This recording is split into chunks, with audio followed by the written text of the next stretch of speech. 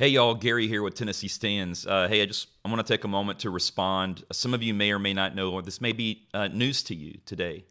I am going to be audited by the Tennessee Registry of Election Finance. They've decided to audit my campaign, not to act necessarily on any tangible evidence or any tangible claim or any tangible complaint that was filed, but simply because, as this article I'm about to show you quotes, there's too much smoke around my campaign, and they should dig a little bit.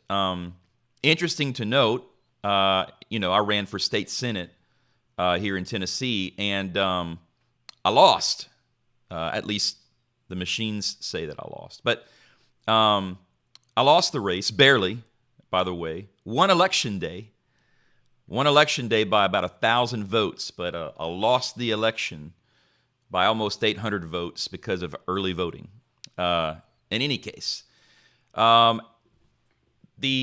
Tennessee Registry of Election Finance is going to audit, for maybe the first time ever. I can't confirm or deny that this has ever happened before, but they're going to audit the campaign of the guy who lost. They're going to audit the campaign of the guy who got outspent like 5-1.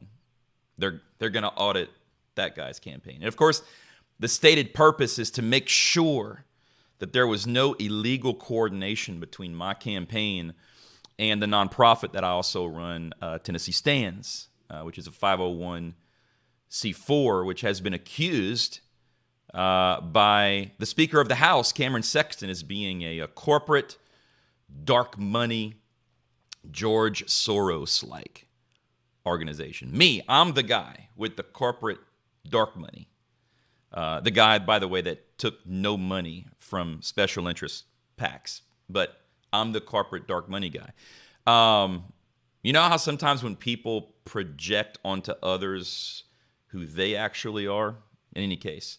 So I'm going to take you to the article here, and really appreciate this reporter, Sam Stockard. He called me yesterday and asked for comment on this audit, which was news to me. I'm glad he called because I had no idea that the Registry of Election Finance was actually meeting about me. But interestingly, here's some things I want to show you about this because, look, I want to make sure again, my job here at Tennessee Stands is to consistently show you who these people are. I'm going to continue to point out and show you who these people are that run the Republican Party in Tennessee. And look, we're just scratching the surface. But in any case, so the article talks about this board meeting that happened, and there were several things that were discussed. Of course, there were questions raised about my group, Tennessee Stands, which is a 501c4, and whether or not it's operating as a political action committee. That's a ridiculous accusation. It's not operating as a PAC. In fact, we do have a PAC called the Stand for Tennessee PAC. So I'm not sure why we would use Tennessee Stands as a PAC, but nonetheless. But here's what I want to point out, because I want to start to draw some lines here. This guy, Tom Lawless. Now, Tom Lawless is a Nashville attorney. He also sits on the board of this Tennessee Registry of Election Finance. And Tom Lawless was quoted saying this: "There's some smoke there, which usually means there's something underneath that causes it to rise. And I just want you all to dig into it." Now, understand, again, there's no tangible evidence. There's been no real accusations made in terms of me using Tennessee Stands as a front. Nothing credible anyway. There's certainly been accusations made, like by the Speaker of the House, Cameron Sexton. But this guy, this attorney, is just saying, just a bunch of people talking. There's smoke, whatever that means. And so we should just go dig. What is that? Does that sound like what we know of to be the kind of justice system that we have here in America? That this person, we're not sure, this person might be guilty. So let's just go dig and see what, and see what we find, which won't be much. So dig away. But I want to show you something. So here's this guy, Tom Lawless. Now understand, I'm simply making an accusation here, and I'm drawing a possible conclusion. I have no proof of this. But here's what you need to know. Jack Johnson is a banker. My opponent, Senator Jack Johnson, my former opponent, is a banker. He's been a banker for decades. He used to be a VP at Pinnacle Bank, one of the largest banks in Tennessee, and he's now a vice president at Studio Bank, a bank out of Nashville who just opened a location here in Cool Springs in Williamson County. Now, it's interesting to me that Jack's been a banker for decades. Being a VP at these very large banks, you can imagine the powerful relationships that he has within his industry. Well, I find it incredibly interesting that Tom Lawless is a Nashville banking lawyer. In fact, he served the financial industry for 32 years. So it's just coincidence, I'm sure, that Jack is a banker and has held high positions at banks. Surely he doesn't know Tom Lawless. I mean, I'm confident that Jack Johnson and Tom Lawless, by the way, did you guys pick that up, by the way? This attorney's last name is Lawless. In any case, surely Jack Johnson and Tom Lawless have no relationship. No, they can't know each. I mean, Jack's been a high-powered bank executive for a long time, and this guy has been a Nashville banking attorney for 32 years, but certainly there's no relationship there. Jack couldn't have known that this guy was going to go into this board meeting and just make a suggestion that there's some smoke and we should dig into it. So that's that. I want to show you one more thing because about Studio Bank and a few other things, because I find it incredibly interesting. I think you should as well, that they're going to audit me because I was attacked by 3 different PACs. I was attacked by a PAC called, I don't know, it's Tennessee Students something. I can't remember what it was anymore. The Mc PAC, which is Randy McNally's PAC, the Lieutenant Governor, the Speaker of the Senate. We'll get to that in a minute. And the Tennessee Conservatives PAC. So 3 PACs attacked me, all of which we can begin to draw ties back to the Jack Johnson campaign. But we don't want to investigate whether or not there was illegal coordination there. No, we want to speculate that Gary Humble coordinated with a nonprofit for his campaign. But I want to show you something, because we're not going to investigate this either. Nobody cares, nothing to see here. And I wasn't even going to bring this up. But since now I'm being investigated and no one cares about perhaps what Republican leadership is doing with their campaigns. Jack is currently a vice president at Studio Bank. Again, just opened a branch here in Williamson County in Cool Springs. Now look at this guy right here, Harry Allen. Harry is a chief officer. He's a C-level executive at Studio Bank, one of Jack's bosses, all right, at the bank that Jack is currently a vice president for. Now keep this name in mind, Harry Allen. Well, during the campaign, Jack was supported by a PAC called the Team Kid PAC. I don't know exactly how much money they spent yet, but it was a lot of money. I mean, we're at least $50,000 plus. I'm guessing could be more. I don't know.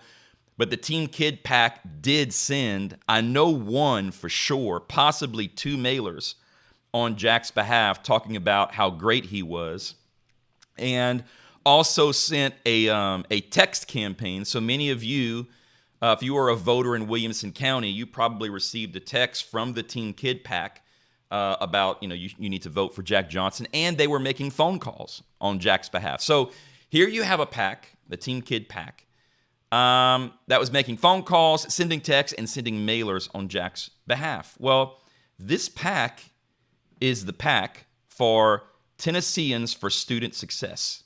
It's, by the way, a 501c4. So, yeah. So Tennesseans for Student Success. another 501c4, has this PAC. And look who's on the board at Tennesseans for Student Success. Harry Allen. Does that name sound familiar? Harry Allen, Jack's boss from the bank that he works at. So let me get this straight. Remember, it's illegal. It is illegal for a campaign or a candidate to coordinate efforts with a PAC. It's illegal, all right, on the federal level and the state level.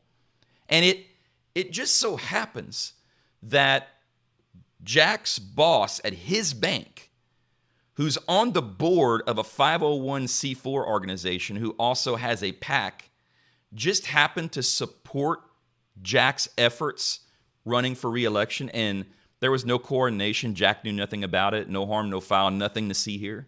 But the Tennessee Registry of Election Finance doesn't want to investigate that. I mean, surely there's no possible coordination between Jack Johnson and his boss at his bank, who happens to also control a PAC that spent at least tens of thousands of dollars on his campaign on phones, text, and mail campaigns. Let's take a look at one more thing. The McPAC. Randy McNally, the lieutenant governor of the state of Tennessee, who's also the Speaker of the Senate. So the Speaker of the Senate and the Majority Leader of the Senate, who I was running against, these guys are partners in crime. They work hand in hand. They see each other every day.